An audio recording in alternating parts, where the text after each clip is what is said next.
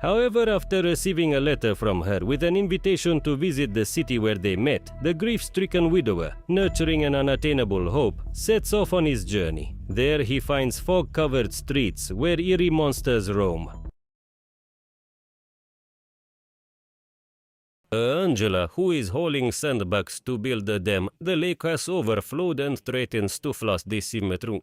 Angela says that the ash was caused by forest fires. Upon learning that the interlocutor is looking for a friend, Angela asks him to come back for her if he suddenly doesn't find her. Continuing on, James reaches the edge of the town whose streets are covered in fog and there is no one else there. He wanders in search of people while the camera diligently mimics the game original and takes various angles, sometimes looking from inside a shop window, sometimes soaring from above. Some streets are blocked by fences with a biohazard sign.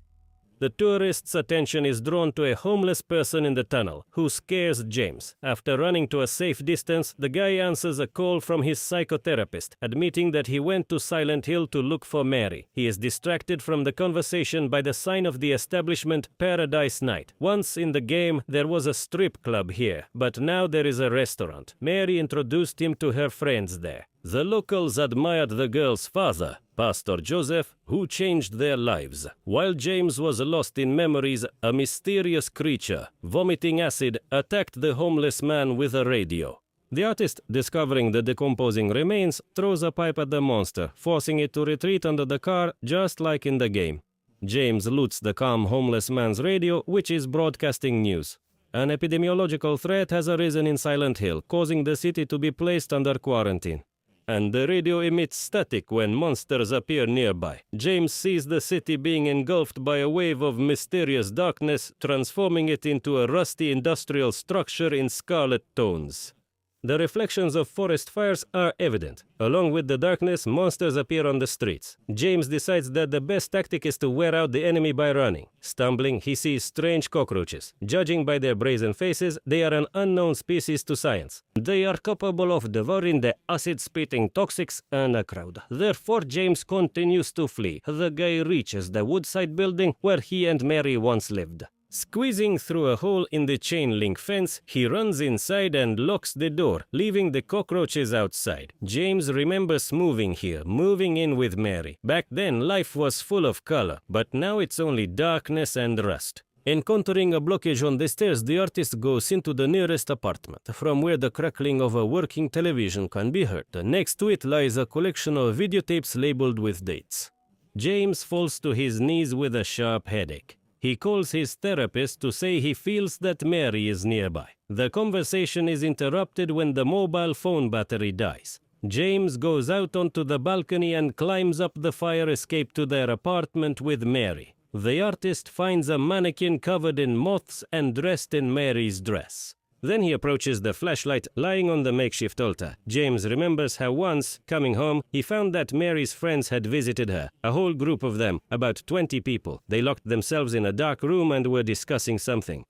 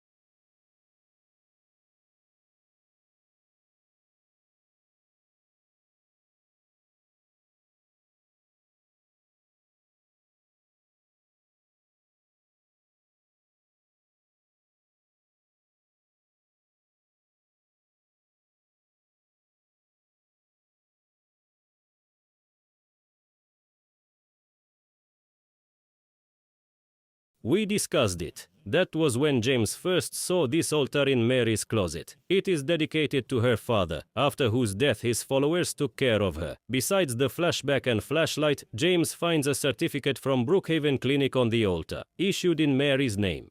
He is distracted by the sounds of vomiting. In the bathroom, a guy named Eddie is throwing up. He is surprised that James hasn't gotten infected like the other residents of the town. Eddie himself is slowly being consumed by the disease. He demonstrates her symptoms to the guest. The conversation is interrupted by a child's scream. In search of the source, the men find a grate blocking the corridor, on the other side of which a girl named Laura is hiding in the ventilation. James wants to help her when the sounds of an approaching monster dragging a huge knife are heard. Left alone, the artist sees the monster with a metal helmet on its head and a huge sword in its hands, Pyramid Head. While the creature is breaking through the bars with its head, James runs away. In the corridor, he finds a woman's body that transforms into a spider-like monster. Finding himself in one of the apartments, the guy hides in a closet, not realizing to cover the revealing flashlight. Through a hole in the wall, he watches as the spider-woman searches for someone until Pyramid Head appears. The two monsters engage in a deadly battle, with the stylish iron helmet wearer emerging victorious. Having dealt with the Spider-Woman, Pyramid Head approaches the closet where James is crouched and opens the door. Through a hole in the helmet, the artist sees his own face under the iron mask. At that moment, a siren sounds, and both James and the monster clutch their heads in pain. Coming to, the artist sees that the world has reverted to foggy settings. He finds Angela lying with a knife in front of a mirror. That's how it was in the game. Why not repeat the scene? She warns the guy that he won't be able to save Mary. Her nervous demeanor and the knife in her hand force James to leave peacefully. The guy heads towards the hospital. He finds Laura playing on a fence with a doll that Mary gave her. Instead of answering how she knows her, Laura runs away. The artist follows her to the park where she leads him. In the park's maze, Laura mysteriously disappears as if she was swallowed by Pac-Man. James meets Maria, who looks like a Mary made up like a train station fairy. Upon learning that the guy is looking for his girlfriend who is in the hospital, Maria decides to help James and leads him to Brookhaven. On the way, James notices an old building on the corner, which triggers a flashback. Once he saw Mary on the street with her strange friends. He followed them to this building, after which they turned the corner and disappeared. Noticing a chain-link fence with a hole behind a wall covered in notices, James follows. The pursuit leads him to a disguised door to an underground passage. James and Maria reach the hospital, the area in front of which is littered with gurneys and beds so that patients can sleep in the fresh air. While the guy at the reception is looking for Mary's card, his companion, compensating for the absence of a bothersome lady, is pestering him with various questions. Answering questions about Mary, James suddenly admits that she is dead. Surprised by this turn of events, Maria goes to stretch her legs. Finding the needed card, James follows. He finds Maria in the doctor's office. She is listening to a tape recording of a conversation with the patient Mary Spain. She was found to have traces of prolonged poisoning causing a blood disease. Maria tells the man about a religious cult founded by Joseph Spain, Mary's father, whose members were her supposed friends. Meanwhile, James recalls how he followed his girlfriend and found her performing some ritual. The cultists gave her something to drink, and when she started bleeding profusely, they licked the blood off her in religious ecstasy. The abundance of information triggers a migraine attack in the guy, who falls to his knees, touching the floor with his hand. From his palm a poisonous creep spreads, turning the world into a malevolent alternative version. Realizing that monsters are about to appear, James breaks off the armrest of a wheelchair and runs with Maria to the elevator through the hospital corridors. They stumble upon a room full of hellish nurses armed with whatever they can find. One of them taps a tool on a metal leg, attracting her colleagues from the entire floor with the noise. Angered by patients without shoe covers, the nurses give chase. James and Maria reach the elevator, but the buttons don't work. While waiting for it to start, James steps into the corridor to take on the medical staff. The heads of the budget workers shatter like porcelain under the artist's onslaught. But one nurse manages to get behind and stab Maria in the stomach. Soon the elevator comes to life and starts moving. It takes them up, but not far. The elevator gets stuck between floors, forcing James to manually open the door. After examining Maria's wound, the guy carries his companion to an office, where he applies a bandage instead of the traditional plantain leaf. Certainly, Maria says she looks like Mary, and suggests to James that they leave the city together. The artist refuses. He hasn't painted faces on all the local monsters yet. Leaving Maria to regain her strength, James heads to the toxicology ward where Mary was admitted. In the corridor, he encounters Laura playing with her creepy doll. Although she knows something about Mary, she refuses to tell James, believing that he is not too eager to find his friend.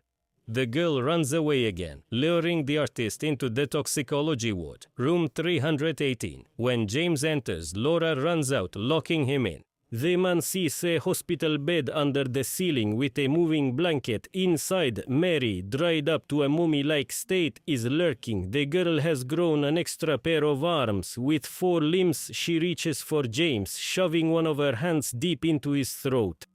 Suddenly, James comes to his senses in a hospital room in Brookhaven, strapped to a bed. His psychotherapist explains that Mary has been dead for several months. Unable to cope with the loss, James's mind created an imaginary world where he unsuccessfully tries to save the girl.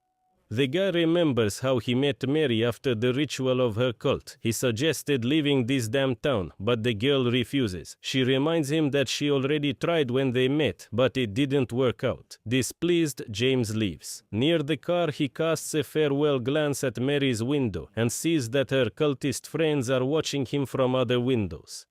In the morning, the doctor reminds the patient that only he can make the decision to escape from his imaginary world. As she leaves, James sees that the window glass is covered with dozens of moths. The alternate Silent Hill returns. Returning to the wounded Maria, the man realizes that she is not his Mary, but just a copy. He decides to go down to the basement to find her there. His companion tries to dissuade him, but he is adamant. With a firm stride, he walks to the elevator and confidently presses the button. However, downstairs, instead of a morgue, the guy sees an art gallery filled with portraits of Mary, everything he painted. Maria follows him, suggesting they retreat, but James says she is not the real Mary and bids her farewell. He covers his ears to avoid hearing what will happen. The pyramid head appears and kills the image that desecrates the memory of Mary. Turning around, James sees his face in the helmet and remembers how this image appeared. Drinking heavily after breaking up with Mary, overgrown like Eddie, James painted a self-portrait which he covered with red lines, imprisoning himself in a kind of prison. James comes to his senses on the shore of the lake, near the Lakeview Hotel engulfed in flames, their special place. Inside he finds Laura. The girl continues to play riddles, hinting that he must remember Mary's full name. James recalls coming to her grave where it says Mary Angelo Laura Crane. He realizes that Laura and Angelo are parts of Mary, traits of her character represented by separate people. Understanding that he understood, Laura sends the guy further down the burning corridor of existential hell. He finds himself in a child's room where Angelo is sitting. Her legs are held by a monster that is a bed, pulling the girl down like Freddy Krueger with Johnny Depp. James tries to help her but gets pulled into a slimy, disgusting space outside. He sees a creepy creature made from the beds of 2 people. It symbolizes Mary's father, raping his own daughter. James asks the girl for forgiveness for abandoning her. After that, the monster explodes, and the guy finds himself in front of a door to a new burning corridor. At the end stands Mary, who is climbing the stairs to the roof. The artist runs after her. At the top, among the tables and chairs of their favorite cafe engulfed in flames, he sees a white hospital bed with a body wrapped in a shroud. Seeing the bed, James recalls the last meeting with Mary. He visited her in the hospital, dying from illness, after they had already parted. The poison that the cult was feeding her did its job. Mary asks him to relieve her from suffering. Giving in to her pleas, James strangles her with a towel to end her torment. Mary dies at 3:18, and at that moment a moth lands on the wall. In the distorted reality, the bed with Mary's body rises into the air. Hundreds of moths fly out of the corpse, and the deceased herself transforms into a grotesque semblance of an insect with 4 arms and wings made of torn sheets.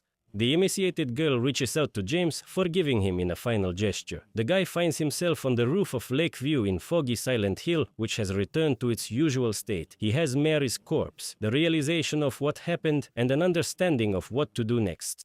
He goes down, carrying her body in his arms to the car and placing it in the seat next to him. Then James accelerates along the pier and drives into the lake to remain there forever with his beloved. At the last moment, he takes her hand, promising never to leave again. Suddenly, the story returns to the very beginning, to the oncoming logging truck. James barely manages to swerve, knocking over Mary's suitcase. He can't believe his eyes that the story is repeating. The guy helps the girl gather her things and offers her a ride, but not to Silent Hill, as it was last time. He turns around and drives away, far from the cursed city with religious sects where only suffering awaits Mary. On this note, the film ends, leaving the viewer to wonder which of the endings is real and which is not.